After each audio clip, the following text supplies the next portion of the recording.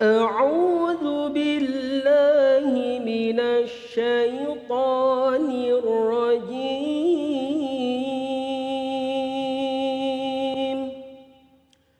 بسم الله الرحمن الرحيم.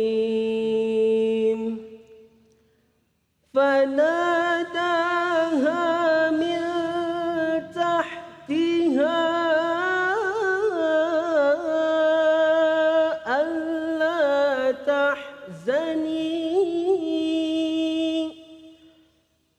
ألا تحزني قد جعل ربك تحتك سريا وهزي إليك بجذع النخلة تساقط عليك رطبا جنيا فكلي واشربي وقري عينا فإما ترين من البشر أحدا فقولي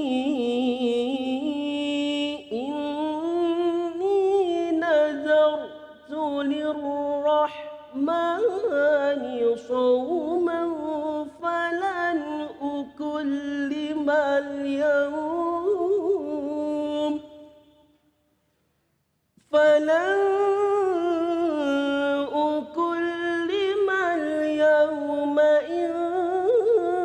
إنسيا. صدق الله العظيم. Maha benar Allah dengan segala firman-Nya. Iqra'ul Qur'an fa innahu ya'ti yaumal qiyamah syafi'an li ashabi. Bacalah Al-Qur'an, maka insya Allah Al-Qur'an yang kita baca nanti di akhirat akan menjadi syafaat buat kita semua. Terima kasih kepada Ustadz Ilyas yang telah melantunkan ayat-ayat suci Al-Qur'an. Semoga menjadi ibadah bagi yang membaca dan umumnya bagi kita semua yang mendengarkan. Amin ya Rabbal.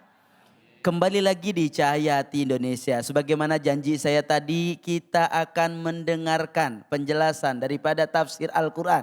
Insya Allah akan disampaikan oleh guru kita, Kang Rashid, dengan surah Maryam ayat 24, 25, 26. Silahkan guru. Masya Allah, terima kasih Kang Abe. Sama-sama guru. Bismillahirrahmanirrahim. Assalamualaikum warahmatullahi wabarakatuh. Waalaikumsalam warahmatullahi wabarakatuh. Masya Allah, kompak Bunda Ayahanda ya, para jamaah Cahaya Hati Indonesia. Kita sedang berada di rumahnya Allah, Masjid Awwabin. Ya, mudah-mudahan kita golongan minal awwabin. Apa Kang Rashid Awwabin itu? Orang yang telah kembali kepada Allah. Yang dulunya musyrik kembali menjadi tauhid. Masya Allah. Yang dulunya maksiat Kang Abe kembali menjadi taat. Masya Allah. Yang dulunya malas kembali menjadi rajin. Allah. Itu namanya awwabin. Mudah-mudahan masjid ini memberkahi kita semua. Amin. Ditambah lagi Ustadz tadi membacakan surat yang cukup indah, sangat bermakna, surat Maryam ayat 24 sampai 26. Izinkan Kang Rashid mencoba memamarkan ini. Wallahu a'lam bimuradih. Allah yang maha tahu maksud dari firman ini. Dalam ayat ini izin Kang Abe dan pemirsa Cahaya Hati bahwa seorang ibu itu sampai diabadikan menjadi nama satu surah, namanya surat Maryam. Jadi saya izin ada the power of mak-mak mungkin ya ini. Benar guru. Sampai diabadikan di dalam Al-Quran surat Maryam. Ada apa Kang Rashid di dalam surat itu? Sampai diabadikan menjadi nama surat. Kalau Nabi Adam, beliau terlahir tanpa ayah dan tanpa ibu. Kalau Nabi Isa lahir tanpa ayah tapi ada ibu, yaitu Sayyidatina Maryam. Di sini Sayyidati Maryam mengungkapkan kesedihannya. Ya, beliau hampir-hampir mengatakan beliau dalam ayat ini menyampaikan, ya Allah, ya laitani mitu qabla hada. Ya Allah, kami sudah tidak kuat tubuh ini mengandung anak. Tidak kuat itu punten Bunda Ayahanda. Maaf ya, seorang ibu yang sedang mengandung itu wahnan ala wahnin wa fisoluhu fi amain. Kata orang Bandung mah dug hulupet nyawa adug lajer ibu teh. Naon tak adug lajer teh? Sunda.com eta teh. Gitu. Jadi punten seorang ibu sedang hamil 9 bulan, 8 bulan, ada tambahan dalam tubuhnya, ada manusia dalam dirinya itu. Waktu tidur tidak nyaman, ke kanan ada yang mengganjel Kang Abe ya. Ke kiri ada yang mengganjel. Apalagi tengkurap, kalau toh pakai baju serba XXXL. Gitu ya. Tapi seorang ibu dari situ jihadnya. Seorang ibu jihadnya di situ. Wahnan ala wahnin wa fisoluhu fi amain. Seorang ibu seperti negeri ini mengandung ibu pertiwi. Bagaimana membesarkan, membersamai rakyat Indonesia. Ibu pertiwi ini sudah dijajah 350 tahun oleh Belanda dan Jepang. Datang di akhir ini, datang corona, bagaimana bentuknya ibu pertiwi ini. Seorang ibu juga sama ketika mengandung 9 bulan, letih dan capek. Wahnan ala wahnin wa fisoluhu fi amain. Tetapi Allah memberikan kabar gembira, ya Maryam jangan sedih. Sampai punten Allah yang pertama ayat 24 menyampaikan kabar gembira. Ketika Sayyidatina Maryam lahir ada suara ya. Min tahti saria. Apa suara itu ketika lahir? Wah, gitu ya. Ada suara Allah tahjani. Wahai ibu, janganlah engkau sedih. Punten Bunda Ayahanda, ketika hamil tanpa ayah, kalau di zaman sekarang kan itu jadi fitnah. Namanya MBA, ya Kang Abe, married by accident. Ada tetangga, oh dia kok sudah punya anak tapi mana bapaknya. Iya benar. Itu kan Fitnah. itu fitnah. Masuk ke podcast viral itu. Nah Sayyidati Maryam itu, ya Allah bagaimana nanti kata manusia. Bagaimana kata dunia. Ditambah lagi bagaimana kata netizen. Gitu ya. Yang serba maha benar ya netizen itu. Tetapi Allah menegur. Ya Maryam, jangan kata manusia, tapi kataku, kata Allah. Akhirnya bayi yang lahir itu bersuara, Allah tahjani, wahai bunda jangan sedih. Letih, capek, dengar bayi berkata, makasih anakku. Allah tahjani, janganlah sedih wahai bundaku. Nah ketika itu maka punten pahala orang yang mengandung itu Allah sudah siapkan surga. Allah tahjani, jangan risau, jangan sedih. Gitu ya. Maka punten itu yang pertama. Yang kedua ayat berikutnya apa? Ayat 25. Wahuzzi ilaiki bizid'in nahlati tusaqit alaiki rutoban janiya. Ini rumusan bagi bunda-bunda yang melahirkan. Ketika sudah melahirkan di masa nifas. Masa nifas itu masa setelah kehamilan. Supaya terrecovery. Soalnya di sebelah suami sudah cerewet. Kalau baru saja sedang lahir, mama sudah sehat. Itu teh isyarat itu teh suami teh. Mama teh sudah sehat. Gitu ya. Betul kan? Iya benar, benar Kang. Nah supaya Masya Allah eta. Di sini ayat 25 surat Maryam memberikan tips. Supaya segera terrecovery letihnya mengandung, letihnya melahirkan. Di sini Allah memberikan tips bagaimana Sayyidatina Maryam supaya cepat terrecovery kelahirannya, maka banyak makan kurma. Apa kalimatnya? Wahuzzi ilaiki bizid'in nakhlati tusaqit alaiki rutoban janiya. Allah berfirman, wahai Maryam, goncangkan itu kurma. Naon goncang teh Kang? Oyak-oyak. Oyak-oyak jatuh Kang. Ibu tahu oyag-oyag? Nah, tahu ibu tuh oyag. Tahu Bu oyak-oyak? Punten ya, yang dioyak-oyak itu bukan ranjangnya. Tapi yang dioyak-oyak itu pohon kurma. Kenapa? Karena wahujji ilaiki bizid'in nakhlati tusaqit. Wahai Maryam, oyak-oyak itu pohon kurma. Nanti pohon kurma akan menjatuhkan kurma yang sudah matang. Ya, kalau digoyang kalau matang kan turun ya. Ya, digoyang-goyang. Maka tusokit alaiki rutoban jania, maka akan turun jatuh kepadamu kurma yang sudah matang. Namanya rutoban jania. Nah, di sini punten, karena kurma itu Bunda Ayahanda itu sangat menyehatkan bagi yang telah hamil. Dia penuh dengan vitamin dan nutrisi. Bayangkan ada seorang dokter menganalisa, Kang Abai ya, Bunda Ayahanda, cahaya dirahmati Allah, 1 butir kurma sama dengan 3 piring nasi.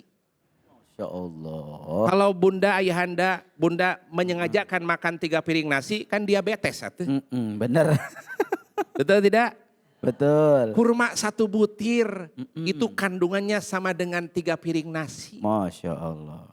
Ibu-ibu pilih kurma, pilih nasi. Nah, punten kata ibu dua-duanya Kang Abai.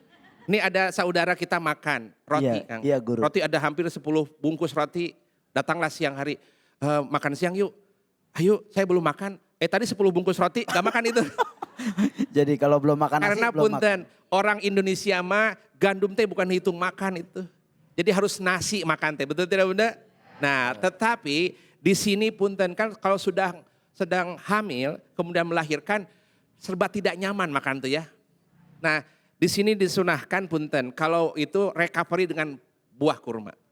Ya, kalau 3 butir kali 3 berarti 9 piring nasi eta teh.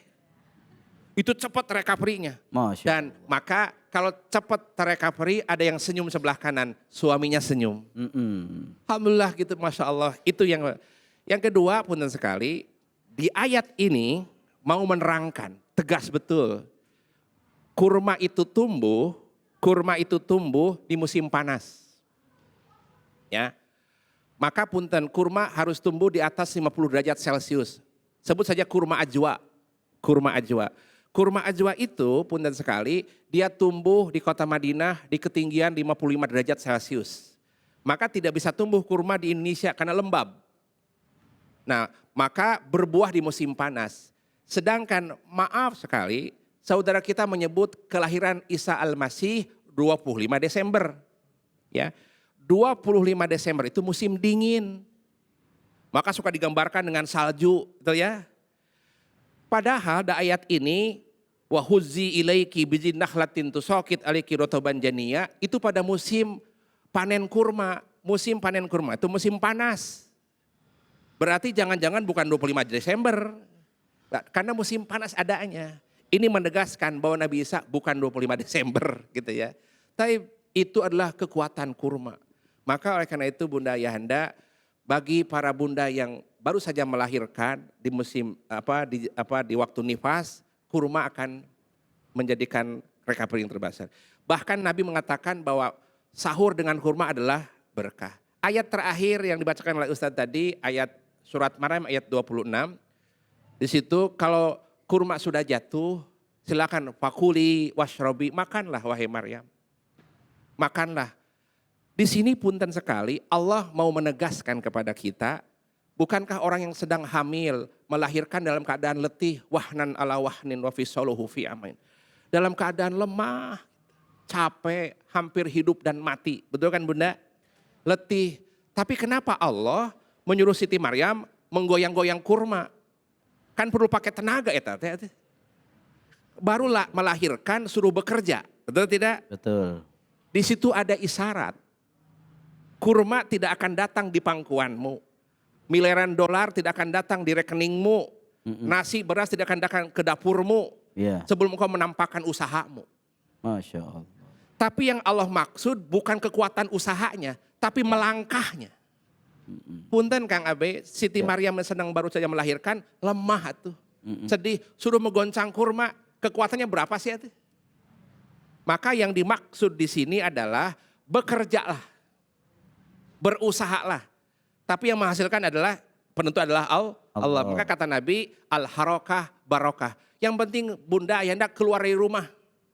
Jangan calik wae di kamar, endelohom gitu. Kata orang di itu mah endolohom apa?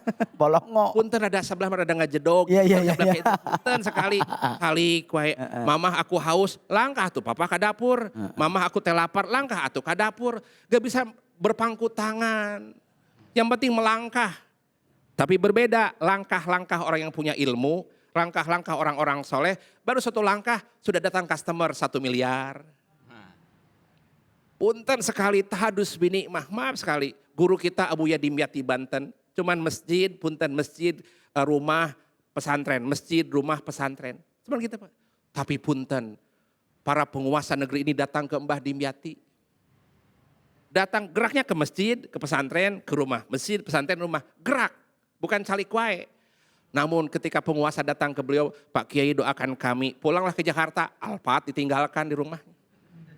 Pak Kiai terima kasih, mercy ditinggalin di rumah. Dunia nyamperin tah. Tapi harus tampakkan usahanya itu. Siti Maryam baru melahirkan, maaf ya Maryam. Allah menyampaikan tetap harus usaha, goncangkan itu. Jadi usaha itu penting. Saya kira itu kajian surat Maryam. Cuman yang paling penting mah di ujung ini. Siap guru. Masih ada waktu ini. Cukup guru.